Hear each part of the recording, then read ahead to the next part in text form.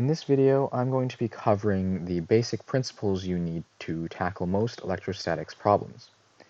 So first of all, electrostatics is more or less built on Coulomb's law, which simply states that the electrostatic force is equal to Coulomb's constant times both of the charges involved over r squared. And from that, we can derive the other quantities we need in electrostatics. So, for example, we have the electrical potential energy, E sub c, which is going to be the integral over a curve of f c dot dl, which is going to work out to negative k q1 q2 over r squared for 2-point charges.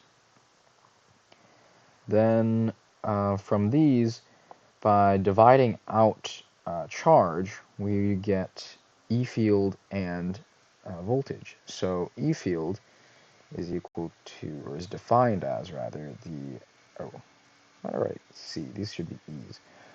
So the electrical force divided by charge, or K big Q over R squared. And then voltage is defined similarly as the electrical potential energy over charge, which results in negative K big Q over R. Now, from these, we can also write some relationships between E field and voltage. So in true vector calculus form, E field is equal to the negative gradient of voltage, which just means in a three-dimensional space, the E field is the direction of greatest ascent or greatest descent in voltage, and it's related to the magnitude of that descent. So if you think of voltage as being some topography, so it's high in some places, it's low in other places, at any point, E field is going to point down the slope. So if you have a perfectly flat voltage, it's the same everywhere, there's going to be no E field. If you have a sudden drop in voltage, you can have a very high E field pointing towards that drop.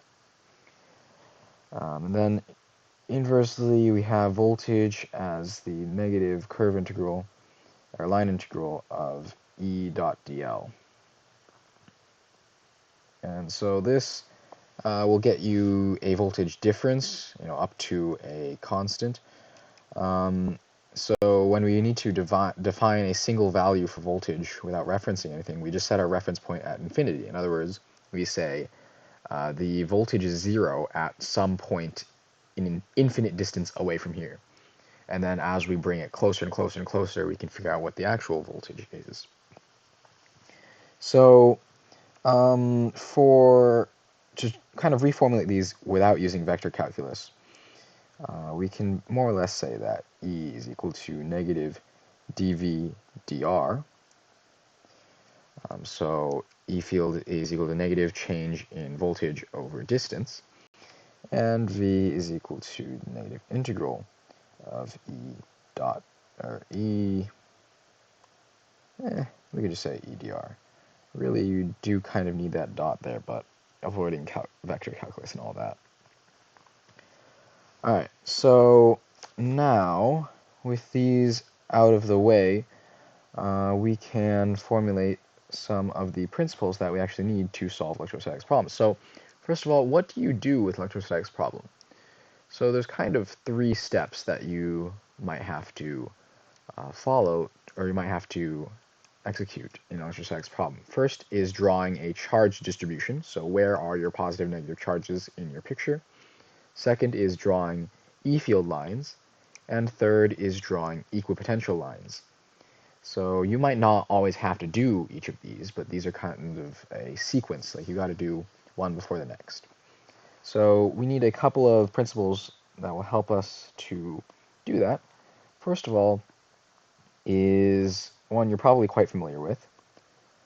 Like charges repel, and unlike charges attract. And that just comes as a direct consequence of Coulomb's law.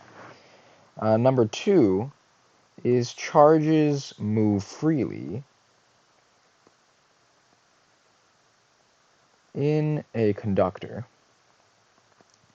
And the kind of implied counterstatement, charges do not move freely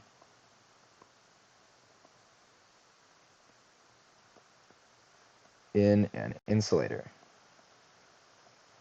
So to kind of fully grasp what that means, I want you to imagine whenever you have a conductor that the charges within are sliding around on ice. If there's nothing to stop them, they're going to keep on moving.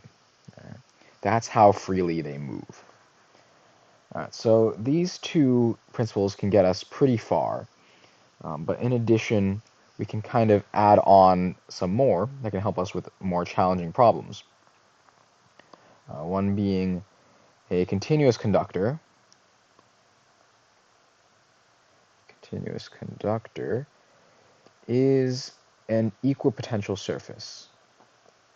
So what that means is anywhere along a connected conductor. So even if you have two different conductors that are connected together, they're touching somehow.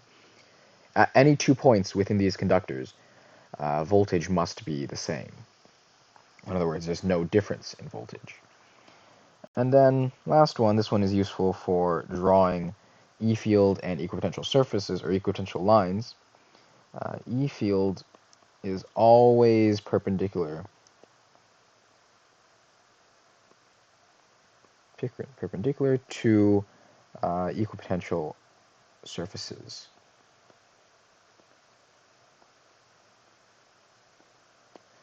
So to kind of see how to apply all this stuff we just learned, let's work through some examples. So first of all, let's do the classical example of a sphere with some total charge Q on it. So let's say it has some charge plus Q, and say it has radius big R.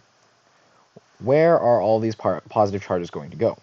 Well, we know from principle number 1, like charges repel, that they're going to try to get as far away from each other as possible.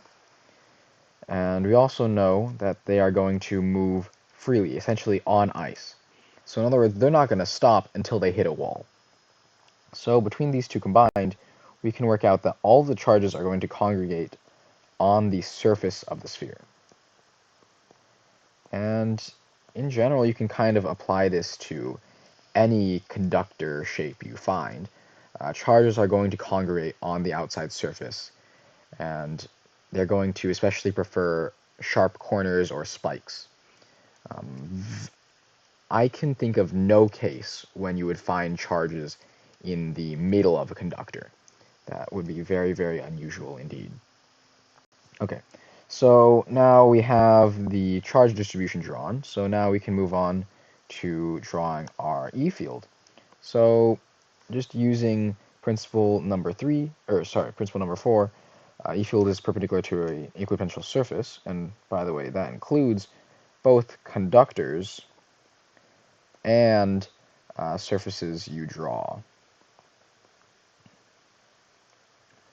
So knowing that, the E field must be perpendicular to the surface of the sphere wherever we draw it, and then of course by symmetry we can kind of work out that E field is going to go out in straight lines like rays from a sun, like this. Alright, so that was a very simple case, but now let's do something a little bit more complicated. I'm not going to bother deriving the electrical force, or the E field coming off of this, the E field strength, because that's quite a complicated integral that I don't want to deal with. But nonetheless, it's going to be equivalent to the E field of a point charge. So we're going to have K big Q over R squared. And this is at the surface of the sphere. Or rather, no, this isn't everywhere, sorry. So we should write this as little r. Yeah, so essentially, at any point outside the sphere, the E field acts as if the sphere were just a point charge at the center. But what we can do is actually derive the voltage at the surface of the sphere. So to find the voltage at some arbitrary distance from the center of the sphere, we'll take voltage as being equal to curve integral or line integral, negative line integral, that is E dr. And suppose this would be negative E dr. And now because our bounds are going to be from infinity to whatever our radius is, and because going from infinity to some radius r, we're going to be working against our E field, we're going to do negative kq over r squared dr, and then this will work out to negative kq over r from infinity to little r, which will come out to negative kq over r. So there's the voltage at some distance from the center of the sphere. Of course, this is only valid up until the surface of the sphere. Within the sphere, it stops changing. So if we were to graph both of these, if we have E field versus R, then we would see something like this. And if we did voltage versus R, or rather, this one's not right either. So we would have some big R for the radius of our sphere, and within there the E field would be 0 actually, so look more like this. So that is a segment of the same curve as before, but then before that it's E equals 0. And that comes from the fact that E field must be 0 within electrostatic conductor, within electrostatic conductor, which comes as a consequence of this statement here. Because if the potential is equal, then there is no E field. Alright, so then for voltage, we get a similar situation. So this is being little r, and we'll have some big R here. So we're going to have the 1 over r looking curve, but then here we're just going to go straight across. So remember, or rather, sorry, this should be all negative, so I'm going to extend this down a little bit. Yeah, because remember, the E field is the negative derivative of voltage. Pretend those connect nicely. Alright, there we go. So that's that. And then to demonstrate the third principle, equipotential surface on a conductor, you can watch my video on two connected conducting spheres, but just to quickly go over the principle, if we have two different sized spheres connected by a wire, both conductors, and we want to figure out how much charge will be so let's say there's a total charge Q, how much charge will end up on each sphere. Well, we can solve that by assuming that the potential will be the same on each sphere, which it will be.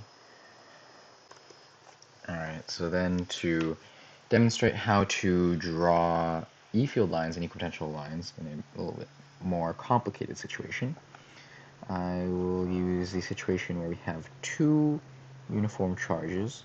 So these are not necessarily point charges, but we're just going to assume that they are uniformly charged because things get a good bit more complicated if we don't. The only reason I'm not using point charges is so you can see what I mean by E field lines being perpendicular to equipotential surfaces, which, if you remember, includes conductors. So I'll just pick a point. Let's start with this point in the middle here, and I'll just draw a line across. And you see I'm staying perpendicular to each conductor where it touches. So I cannot draw a line that looks like this, for example. That's not perpendicular at the surface. They must always start perpendicular like this. After that, you kind of have to reason out how it curves. But at least at the surface, you get a nice hard, fast rule that it must be perpendicular. So something like this. And something like this. something like this. That might be going a bit too far. And of course these are symmetrical on the bottom side as well, but I'm just going to only draw the top side to save time. You can imagine how it's going to look. And then next step would be to draw equipotential lines. So these are lines where the potential, electrical potential is the same at every point on the line.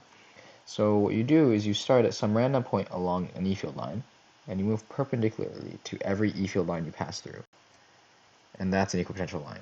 So that one is very straightforward because all of the E-field lines should be exactly horizontal at that point. But then if we start, let's say, off to the right here, we're going to have to slowly curve off to the right to stay perpendicular to every line that we pass through.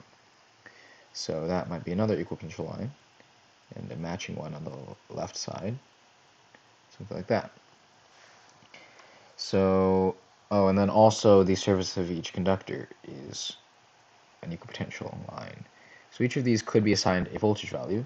These you could find from Coulomb's law, or just integrating from infinity rather, because you would have to add up the effect from each individual charge. And then you can kind of reason out that this one is going to be halfway between those two values. But everything else between is a little bit more complicated, and you'll probably have to work that out with an integral. So that is basics of drawing E-fields and equipotential lines. Last thing I want to cover is one more kind of principle that I failed to mention earlier. Let's call it superposition. It's hard to really describe with words, but I'll show you how to use it. So let's say we have a slightly complicated system. We have a cylinder, or rather, let's say it's a sphere, just for simplicity. There's a sphere, a conducting sphere, around another solid conducting sphere. And on the inside one, we have some plus 5q. And on the outside one, we have some minus 12q. How do we figure out our charge distribution? It's a little bit hard to figure out just by looking at this, but we can use something called superposition. So what that means is we can just look at each charge individually and then add up their effects. So I chose some slightly wonky numbers, so excuse the number of charges I'm drawing, but let's look at just the plus 5q first. So we're going to obviously have the positive charges distributed around the edge of our inner sphere. Actually, before I go any further, I'm going to change this number to make it a little bit nicer. Let's say this is 20q out here. Is that nicer? No, I'm going to change to 15. There we go. So then from the 5q, we know that that will induce a similar charge here. If you don't know why, it's because if we do Gauss's law with a surface in the middle of the outer sphere we'll find that all of the charge must be, or 4 negative charges must be included inside of that first half of that sphere. Or for more details, I think I have a reel on that on Instagram. But in any case, this is the charge distribution from just the plus 5q in the center. Now, we do the same thing with just the minus 15q on the outside ring. So there we'll find that all 15q is going to want to congregate on the outside surface.